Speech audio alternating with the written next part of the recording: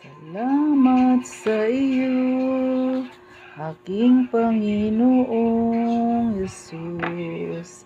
Ako'y inibig mo at inangkin lubos.